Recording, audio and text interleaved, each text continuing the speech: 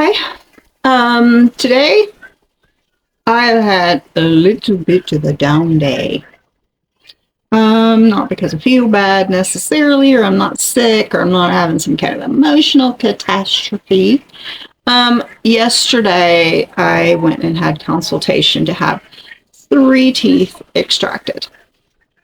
Now, I was upset about, who wants to go and have oral surgery, right? And they wanted me to go to this oral surgeon because they wanted me to, because of anxiety or whatever, to be put to sleep and or sedated.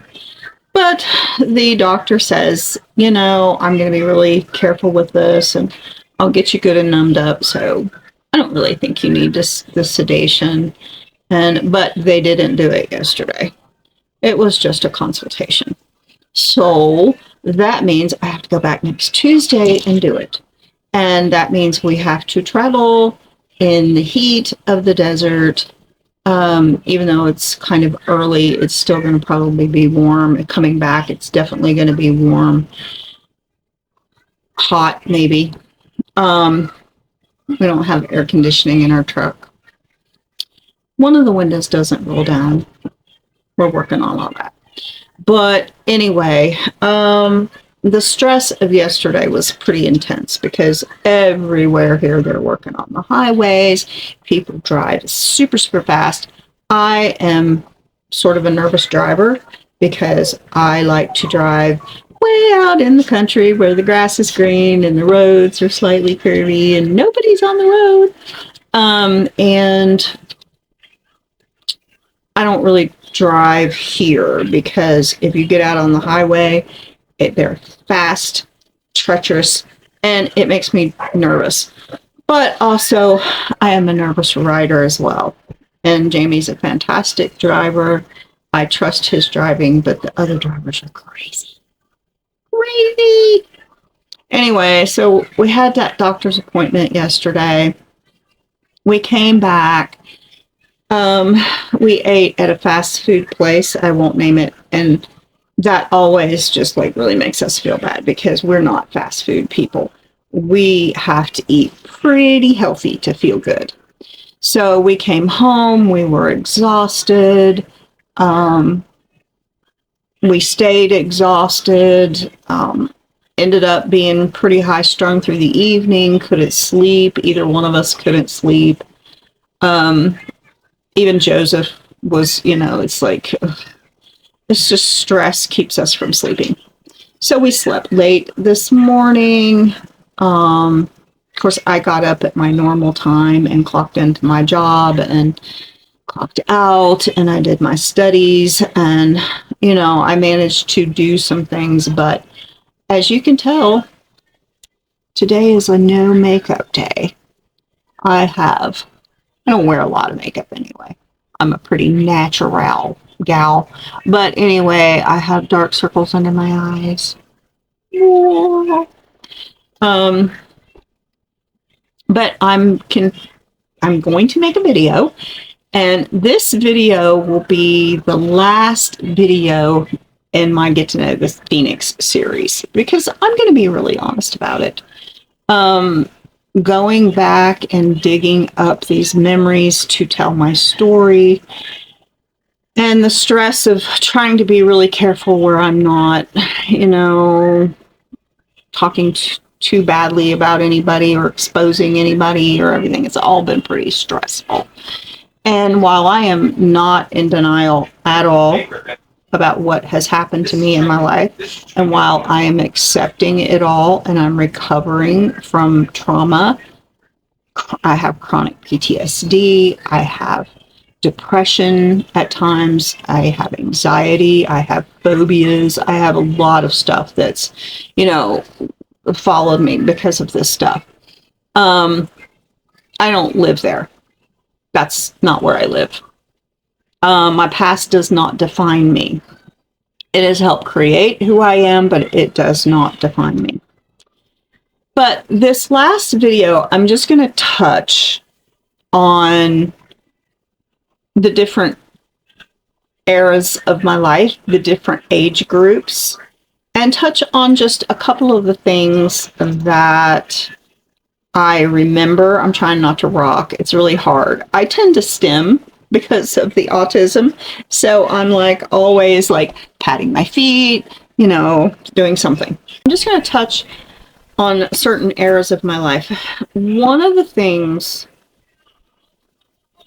some people can disassociate from their past a little better than me. I have a difficult time disassociating from my past. And one of those reasons is because of my elephant memory. I can remember so much from my early childhood, even some things in my infancy.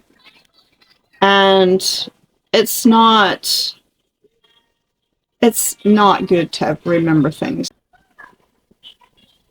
Some people may, have lapses in memory, and I did when I had the encephalitis or whatever, the brain swelling thing that was going on. I didn't remember a lot of things, and a lot of things that I did, I had hallucinations, I had all kinds of dreams and weird stuff that happened to me that wasn't even real. So my actual reality I'd kind of forgotten it, but almost, I think all of it has come back now.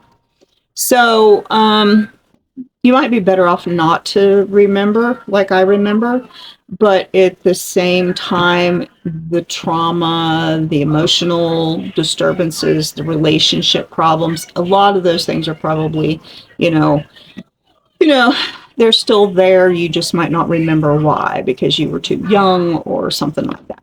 But today, real quickly as I can, I'm going to go through different eras of my life and explain my perspective on it.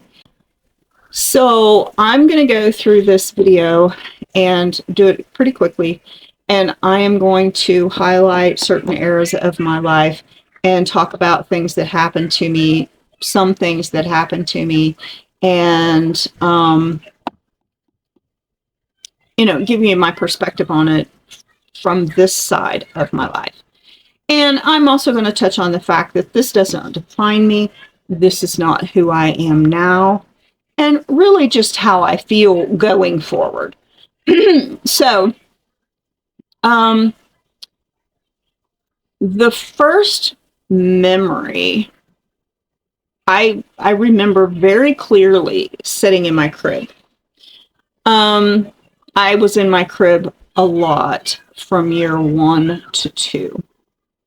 And the reason that I know this, not only can I remember sitting in my crib, being in my crib in a room alone, is because, I actually remember the room, I remember the crib, all of that. Is my mother was establishing a new business, a new beauty shop, but she told me my entire life that all I did from year 1 to year 2 was stand in my crib and cry in the bedroom that was behind the beauty shop. Well, 1 to 2. I'm sure she came in, changed my diaper, gave me a bottle. I'm sure that there's probably times she even brought me into the beauty shop, but she used to, quote, kind of complain because I was a weepy baby because all I did was stand in my crib and cry. I also remember being in my crib, and I want to be very clear about this. I am not downing my mother. My mother was very hardworking. She had obstacles in her own life, and she did the best that she could with the knowledge and the ability that she had and the 2 hands that she had. She suffered to provide for us in the way that she did. So, but I also remember being in my crib, and some relatives had come over, and they had a baby that was like a year older than me, and a cousin. And so I was sitting in my crib, and the room was dark. Maybe my mother was trying to get me to go to sleep. There was some light creeping in from the kitchen, and I could hear my mom and my dad, my aunt and my uncle, talking, laughing at the kitchen table. They brought my cousin in, out of the, when they got to the house, they brought my cousin in and they set her in the crib with me. Now, I was between 1 and 2. She was probably between 2 and 3. We actually share the same birth date. So if she watches this, she'll know who I'm talking about. But I remember them bringing her in, setting her in the crib. And I remember us talking. I'm sure that we were not talking much or legibly, between ages 1 and 3, she was probably talking a little bit, but I remember us sitting in the crib across from each other talking. So I don't remember what we talked about, and it's kind of hilarious to think about, but who knows but what that babies don't have, some sort of communication. So that is kind of like some of my very first memories. And I'm going to stretch this out up until age 10. I am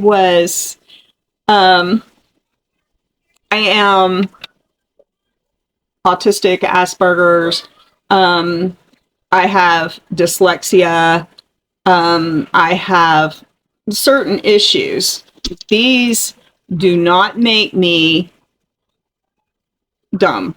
They don't make me incapable of living a fulfilling life. Actually, I think sometimes they might make you more creative and stuff like that. But I am what they call a neurodivergent thinker. The world is just a different place to me than it may be to someone who is neurotypical. And later on, I will explain the difference between a neurodivergent and a neurotypical person. But because the world for me and other neurodivergent thinkers, people that have ADHD or whatever, things happened that were like super, super confusing to me. I was always a bad speller, and in 3rd grade, I always failed my spelling test. Always.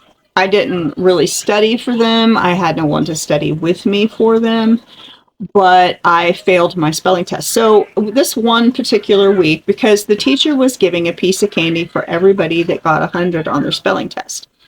And she had this little wooden box on the wall that had wrapped candy in it. And if you got 100 on your spelling test, she'd give you a piece of candy out of that box. And I studied by myself, but I studied, it was like 10 words. And I studied and I studied and I thought, I'm going to do this.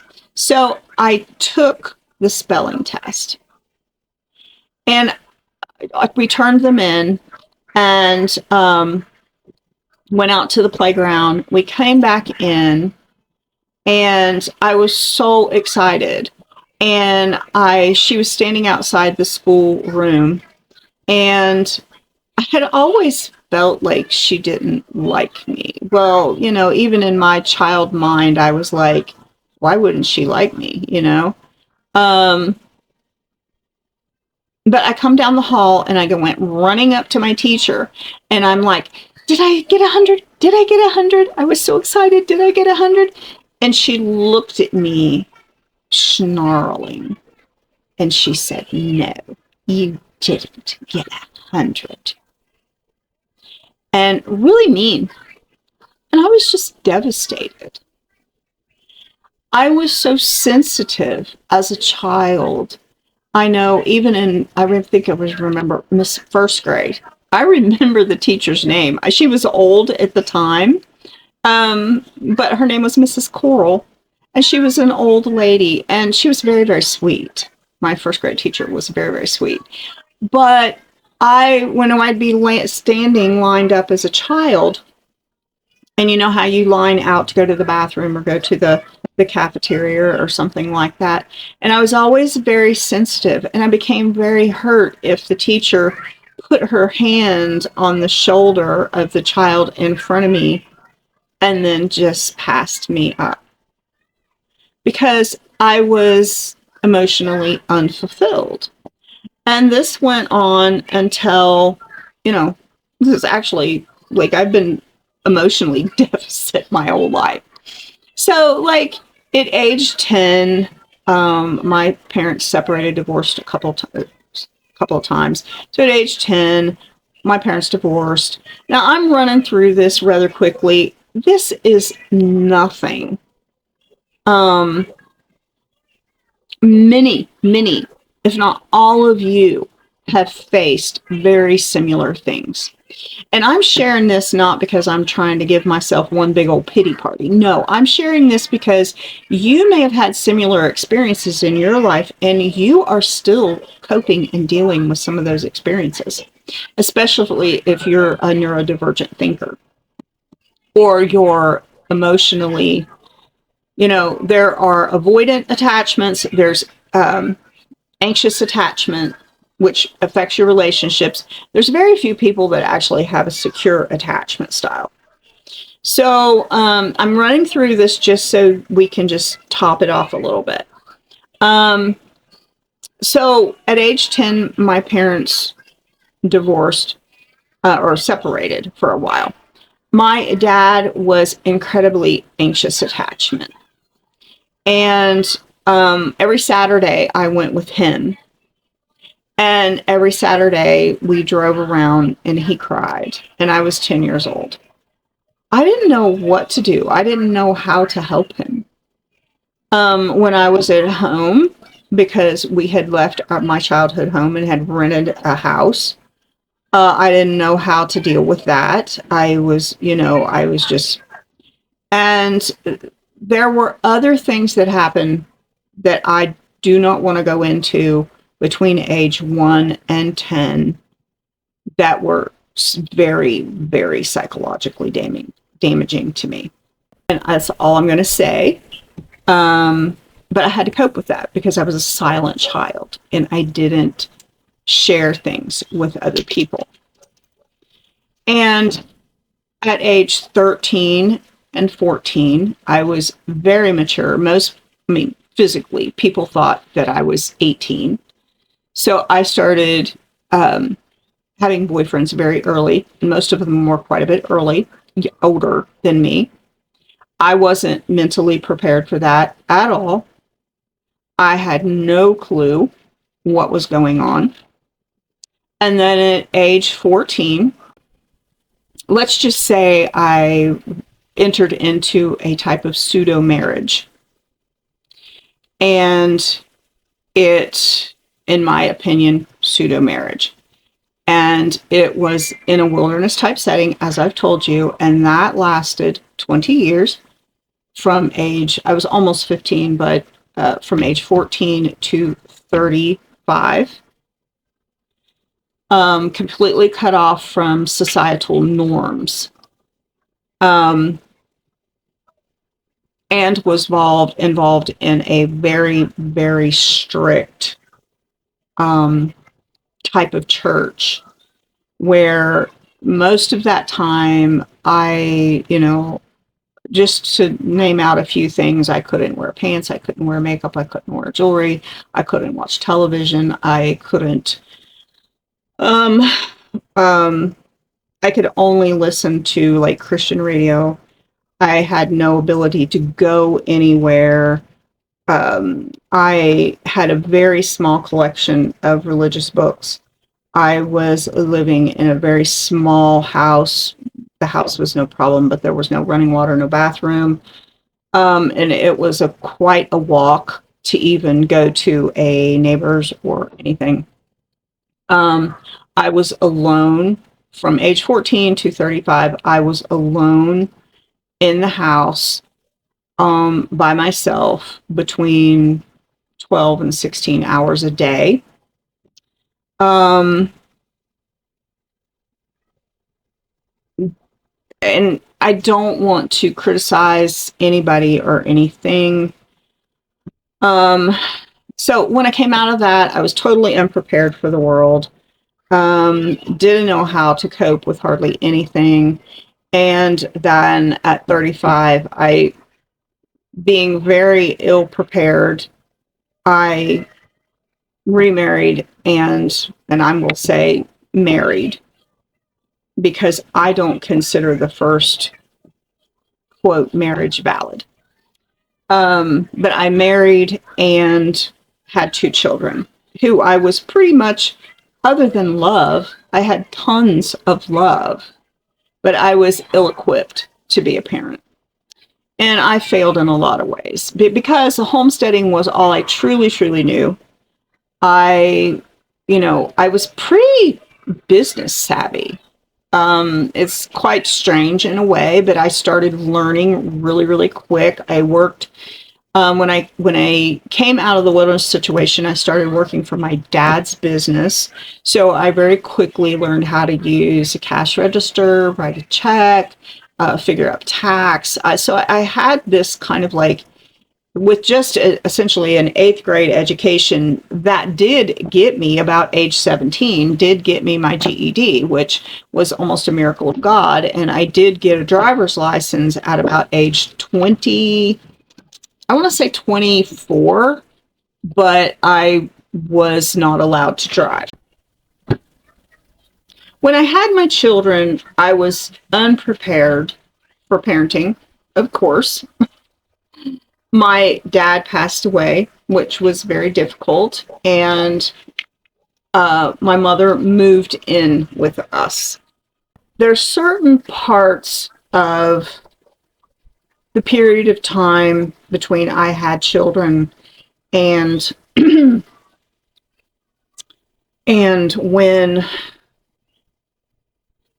that frame time ended that I'm just not going to talk about, because I do not want to cast blame on anyone or anything for certain negative things that went on. And through the last half of that, I was also becoming sick. And if you watch the last video, you're going to know that there was certain periods of time that I was very emotionally distraught, and there was a lot of confusion going on in my head and things that happened that really nobody in our family could have circumvented. But then towards the tail end of that, there was the separation of my husband, and my daughter married, and so everything changed. Now, my perspectives. We all have memories, past traumas, times that we feel like we were neglected, abused, taken advantage of, left in the dark. If you're of any age at all, you may have had a lot of spankings as a child. We all have feelings of degradation and being insufficient from school. Let's just face it. After World War II, the family unit began to break down. There was a lot of misconceptions. Even I think there was misconceptions even about what the family unit was supposed to look like. Women went to work. They didn't stay home and take care of their children. Some of the biblical precepts were misinterpreted. There were so many things in the family and society, and even in the religious world, that the systems, the medical systems, the educational systems, all of this just started breaking down. And all of us have traumas. All of us have had neglect, abuse, things that have happened. We all have, because we live in an imperfect world. And nobody's taught how to be a parent. Nobody is really, now it's more prevalent because of YouTube. And I'm going to YouTube College right now to learn all of this, to gain this psychological understanding of the different attachment styles, the different problems that we have with neurodivergent thinking, and how even people that are neurotypical, which this kind of looks like you're really pulled together person. You know, it's the person that seems like they've done all the right stuff. You know, they've been able to pull off living the American dream. And they worked, they went to school, they went to college, they got jobs, they bought homes, they are sending their kids to college, or, whatever it is. It really looks like they've just got it together. These sometimes are the people that are in the most denial, simply because they have had traumas too. And without really knowing why, they've compensated. And thank God for that, because some of them are, like pretty normal. But so if you have went through any of these things, and all of us have, and you want to like blame your parents, or blame your teachers or whatever, you can do that. It's your right to do that. But I'm going to tell you a better way. And I have to wear my glasses even though, because there's a glare if I look like this, but I'm going to put them down on my nose, so I might sound a little nasal. But I need to be able to look at this paper, because I wrote these notes down so that I could tell you a better way.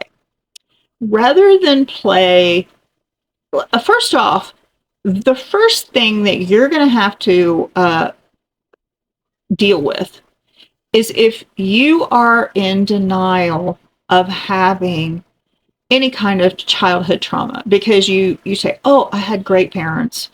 Oh, I was never poor. I was never hungry, blah, blah, blah.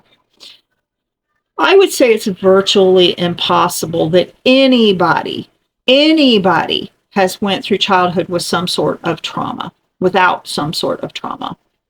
Whether it was abuse, neglect, high stress situations because your parents were demanding, or because teachers were demanding or cruel, or kids on the playground were cruel. I mean, all of us virtually have went through some sort of emotional trauma as a child, as a young person, even as a young adult. Even now, you may be 50 years old and you're living with a narcissist, and you're having to face these things. So first thing to do is come out of the denial. Face your falcon. Face your dragon, and say to yourself, no, I have suffered from these traumatic events. And then, secondly, really study yourself. Study the ways that you have retreated from society, maybe become an introvert, have an unhealthy attachment, like you are incredibly needy and you're chasing people that run from you, or you're an incredibly avoidant person, or you are overcompensating through the way you look. So you're like all hung up on, going under the knife so that you continue to look young. You may be compensating through a beautiful home, or you may be compensating through your children, because you're reliving your dream through them, which can be incredibly damaging to them. And this passes down from generation to generation. I mean, I remember my mom telling me the story of how one of my grandpas, and I've had 4, so you can't really pinpoint this, but one of my grandpas had a wife. She had a lot of children. She was a hard worker and everything like that. But she was of Viking descent, and she probably had that warrior gene. So if you know anybody that acts like a Viking, she had that warrior gene, and she would get mad and tyrannical. And he was a very soft-spoken, sweet type of guy. So he would come home, and he didn't drink, he didn't do anything bad. She would just be on a tirade, and he would come home, and sometimes he would leave for 3 days just to let her calm down. Okay, so then they had a son that was my grandfather, and he raised a large family, and he worked incredibly hard, but he was a little stiff. He was like one of those hardened warriors that I told you about the other day. And my mother, she said as a kid, he got up at like 3 or 4 in the morning, tended to the livestock, went to the sawmill or the logwoods and worked and cut trees. During the Depression, he worked on the WPA program. He would come home, and he had a 40-acre farm, and he raised corn and, all this different stuff. So he would plow till it was too dark for him to see. So Grandma would have fixed supper and had saved his food. And he comes in after all of that work, and he sits down at the table. See, I tell you, I never forget things. Never. He would sit down at the table to eat, and my mother, being, young kid, not being able to really associate with her dad much because he was always gone, she would run at the table, and they had these big long benches at the side, and she would sit there, and she'd be like watching him eat. Well, old people had a weird kind of way about them anyway. They didn't like to eat in front of a child because they always felt like the child was hungry and they should be feeding their child. Like even when I was a young person and I lived down in the wilderness, they wouldn't eat like a candy bar or a bag of chips or anything in front of a child because it was like, I can't do this in front of a child. So they had these like weird ways about him. But he didn't want her sitting there watching him eat. It made him feel uncomfortable. So he'd run her off. He'd be like, he's tired. So he'd be like, you go and do something. Let me sit here and eat, or whatever. I don't know exact words, but it crushed her. And she talked about it when she was old. When she was 70, 80 years old, she was still talking about how her dad would run her away and wouldn't let her sit there. And she was hurt by it. And so you go back to great-grandparents. You go back as far as you want to. This is a bag of garbage that just keeps getting passed down. And we need, as a society, to figure out what's wrong and fix it. And you can say, oh, well, if people would just follow the Bible. Well, that's a little hard to do because, some of the ancient texts, and I won't name any of them, can be pretty rough in the way that they tell you to punish. So educate yourself. Educate yourself on maladaptive relationships, attachment styles. Watch some of these videos because there are tons and tons and tons of YouTube channels now where clinical psychologists, certified therapists, lifestyle coaches are explaining this and how it gets passed down. And then start and realize what things did you go through that you've just passed down to your kids. And start realizing your child does this, this, and this because you did this, this, and this. Educate yourself. And then become an advocate for healthy attachments, secure family foundations and dynamics. And let's see if we can't accomplish some healing and some methods of dealing with these things that will allow us as a society to grow stronger, healthier, and happier. And as a last note, before I go on, because some of you, if I happen to have family listening, don't be offended at the things I've told, because this is my journey, and I have not been able to tell my story because people don't want to hear it or whatever. But this is my YouTube channel, and I'm finally getting a chance to voice some of the things I went through. Hopefully, you will be able to hear my story. And I've tried to be as gentle with it as I can because it's not my desire to smear, slander, or cause anybody pain.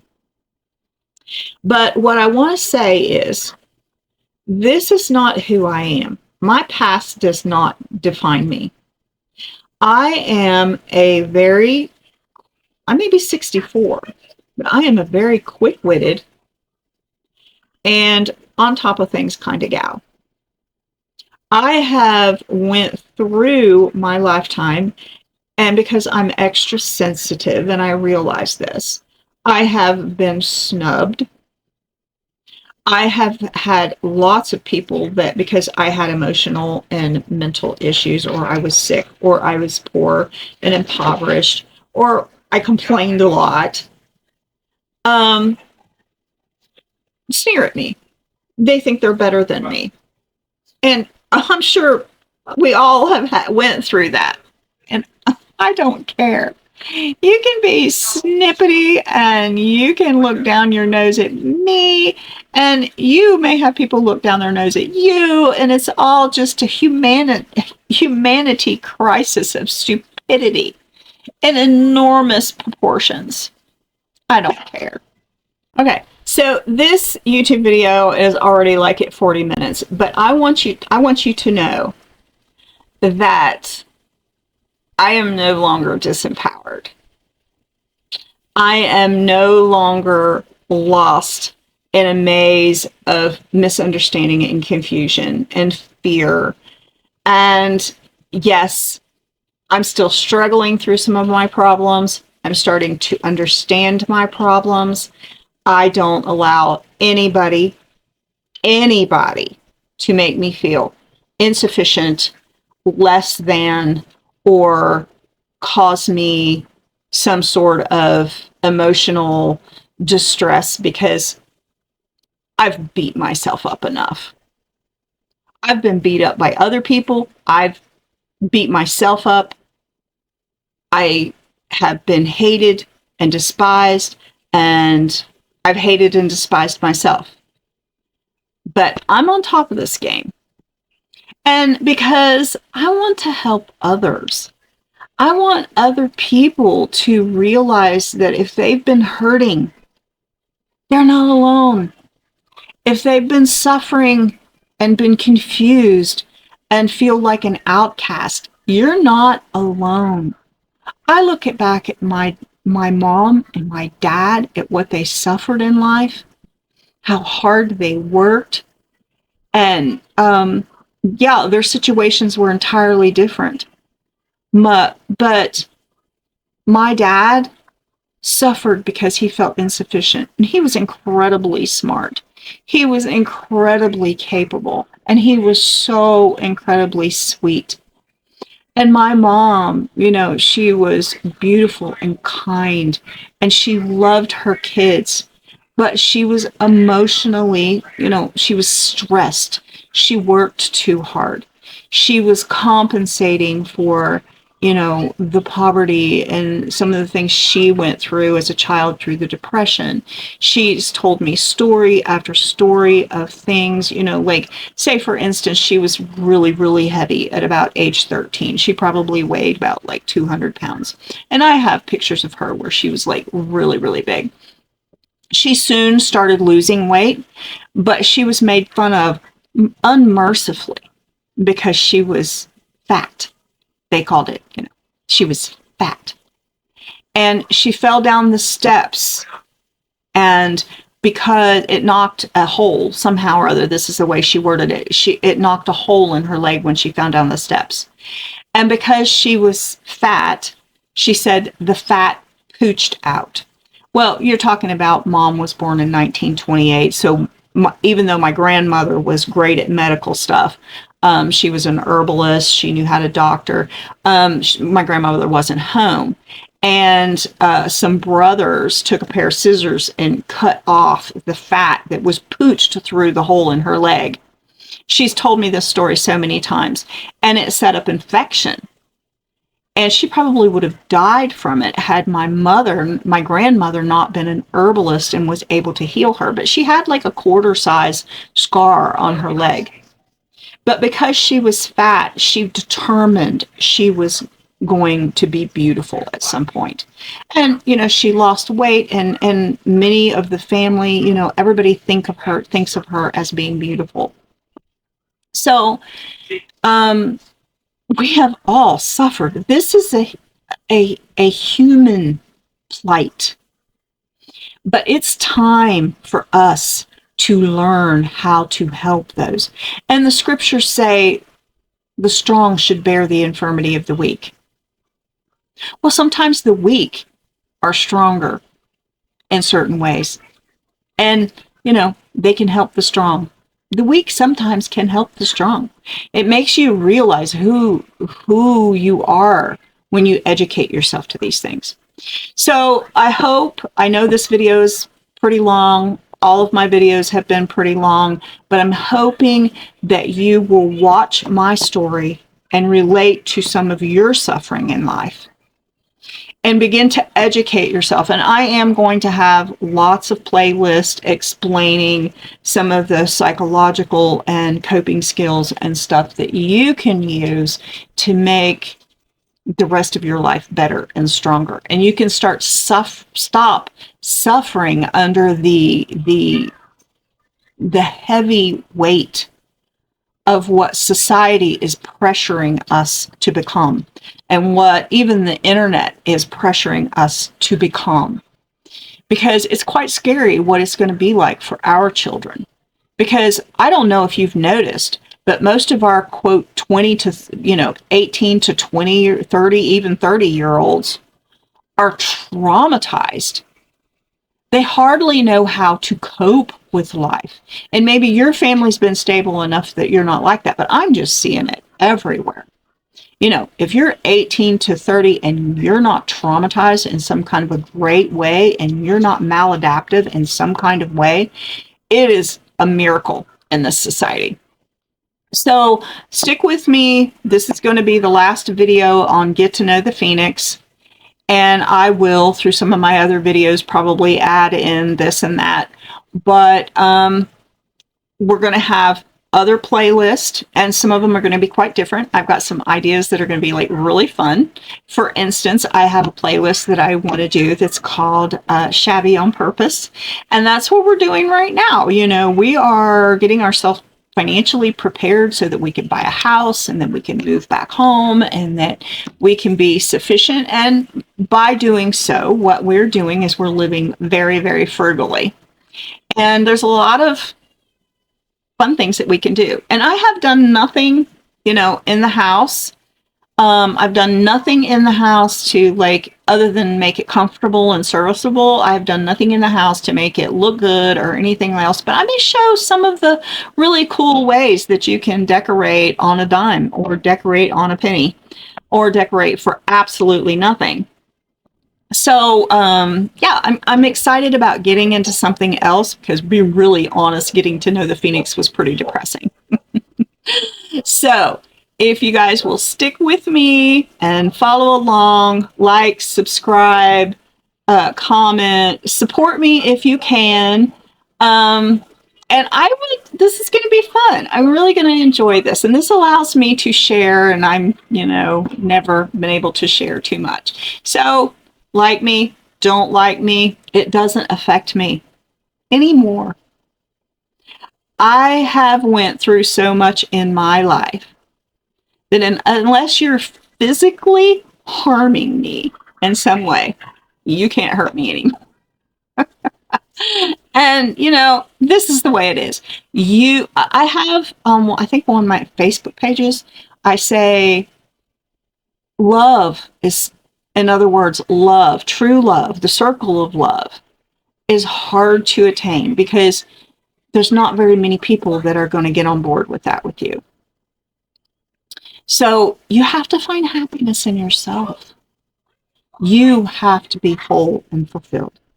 Don't count on other people to do you, because they're not.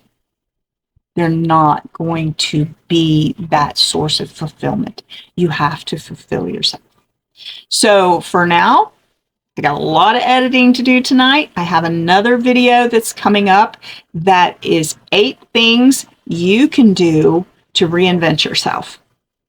So I've got that video to do. I've got this video to edit, and you know, I can create these videos in, you know, like 30, 45, maybe an hour. And it takes me 3 times that long to edit. So maybe my skills will be upgraded and things will get better. But bye for now. Talk to you later.